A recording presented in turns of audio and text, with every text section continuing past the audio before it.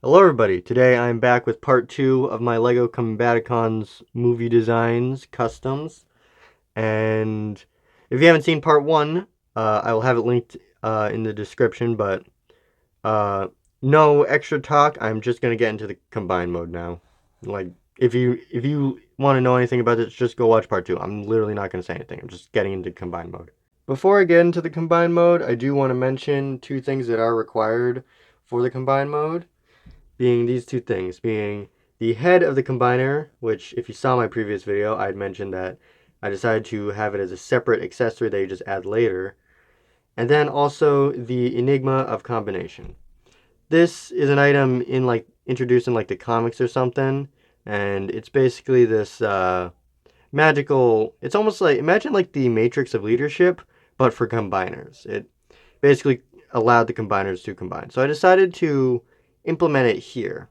Now with the head, uh, this is a different design from my original Bruticus design. Here's just kind of a comparison.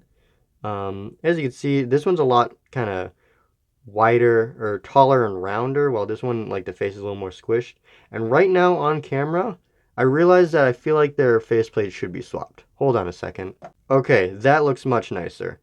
Anyways, as I was saying, so this is my new design, this is my old design. The older design, the face is a little more squished and deeper in, but with the new one, I kind of pulled it out a little bit.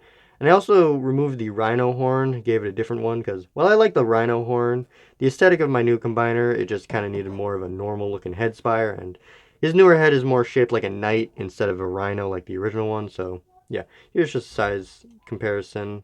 Starting with Brawl and Swindle, they will both become the legs. To start, you're going to want to remove the backpacks from both of them here. I'm going to transform them one at a time though.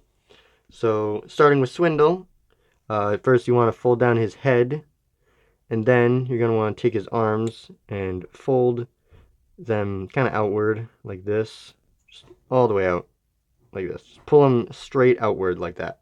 Kind of straighten them out, fold them in, fold them up. Same on the other side, fold in and up. And these bits get folded down. Now for the legs, you pull them out as far as they can go, kind of pull them down a little bit, fold this bit up, fold them in, and then do the same thing on the other side. And then you click them together like this, and then kind of push them in so it's straight. And then on the sides, you just kind of fold the little heel bits in. And then you take Swindle's backpack piece from earlier, fold this piece up, and these two bits in. And this will connect to the bottom. Here is the right foot done, now to do the left foot. And for Brawl, it's basically the same thing, although we do have to parts form a little bit by removing his head.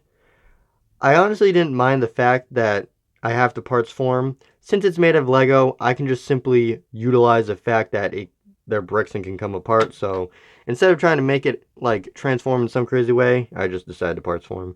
But anyways, you fold these bits up, straighten the arms out again, fold them around like this. Same thing on the other side. And then the legs literally transform the exact same as him. Here we go. And then also we fold these two bits down. And then when we take the backpack piece, we just line up those two bits on the bottom.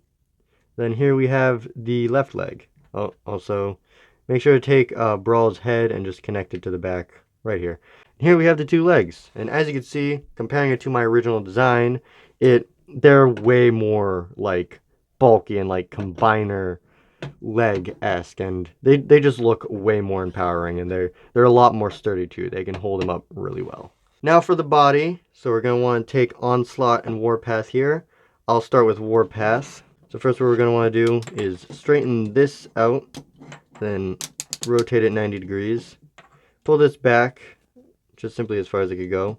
And then you click this 2, and then line that up until like it's kind of like level with that.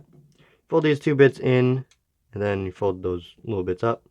For his head, you want to pull it up, spin it, and lay it flat like this, and then these two bits will kind of like wiggle their way in flat like that. And then for these bits, they kind of just fold up and around and along the side, kind of like this. And yeah, and then you click this down until these bits kind of come like Basically just ratchet the legs down until these bits kind of come almost level with that, so like it's kind of like a clean edge, kind of. Now taking Onslaught here, and his transformation is pretty easy. First, what we're going to want to do is remove this gun and click it forward one, and then with the claw, you take it off, and then you put it on the hand right here.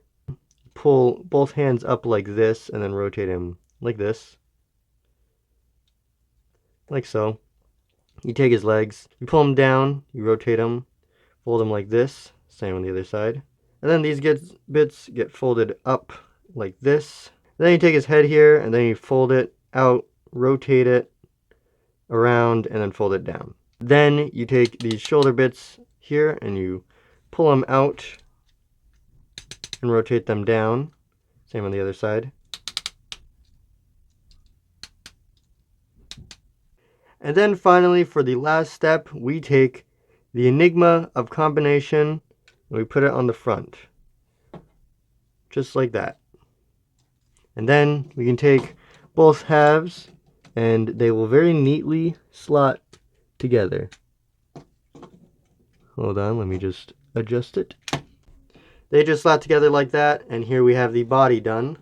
Now onto Vortex and the left arm. And what we're first going to want to do is remove his two blades from his arms, and then come to the back here and remove this piece. It's kind of hard, but remove this. And then what we're going to want to do is fold his head down, or push it back as far as it will go. Fold this down, fold the arms up like this, and then down here we rotate this, rotate the legs 180 to face each other. We then click it together, rotate the feet to face toward each other, and then you fold out the fingers.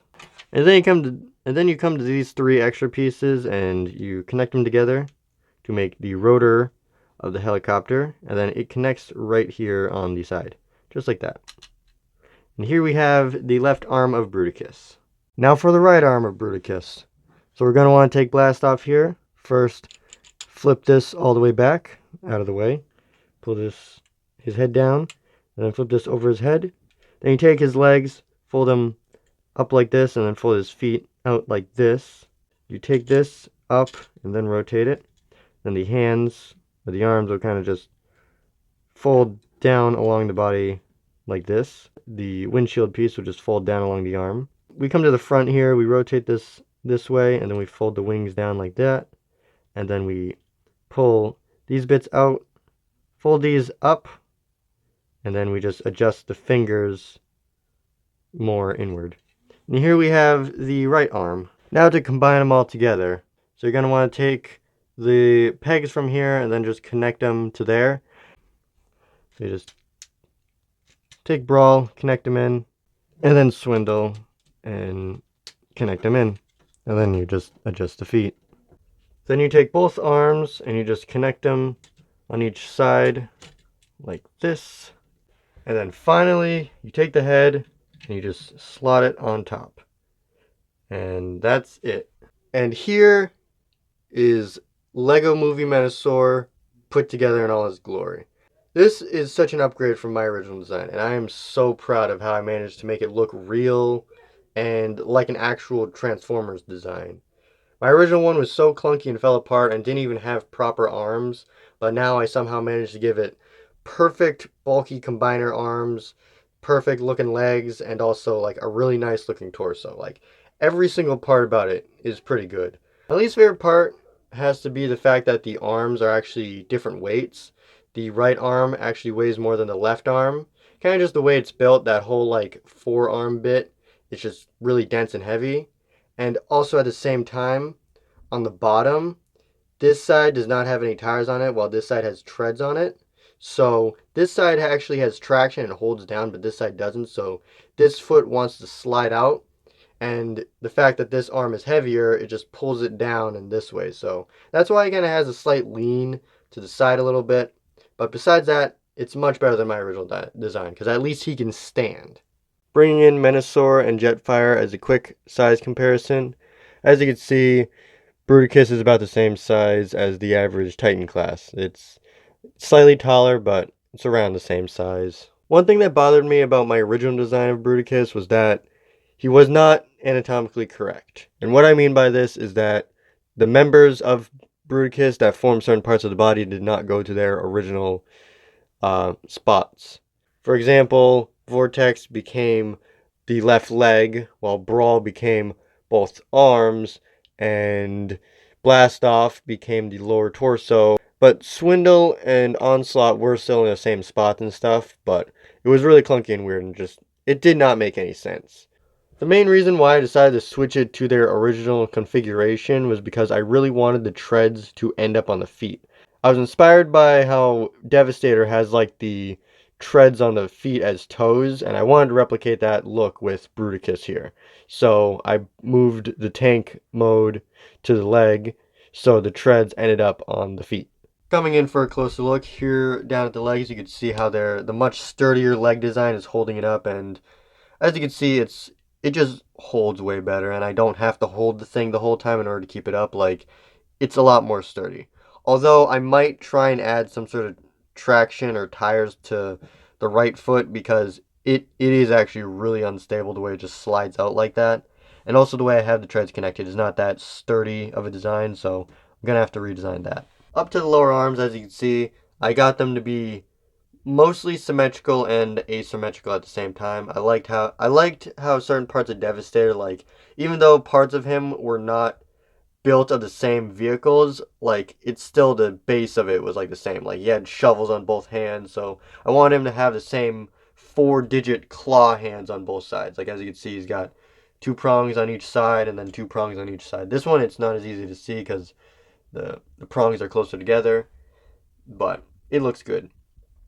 And then to the upper chest and shoulder area, one thing that I wanted to get was the nose cone on the shoulder, and I wanted the helicopter to hang off. Like, as you can see with this left arm here, I made it to look like as if it's a helicopter. You got the rotor that goes onto the elbow with the windshield that kind of wraps around. It has the essence of a helicopter, and then this side has the essence of a fighter jet. And it looks a lot more like vehicles, so you can actually tell and understand what's going on. And then up to the head, which is the most defining feature of it, obviously, because it's the head. Another thing that actually is an original design from my first model was the second set of arms. My original design, since Brawl split in half to form both arms, his hands and arms kind of folded out to the sides because they had nowhere to go. So it looked weird.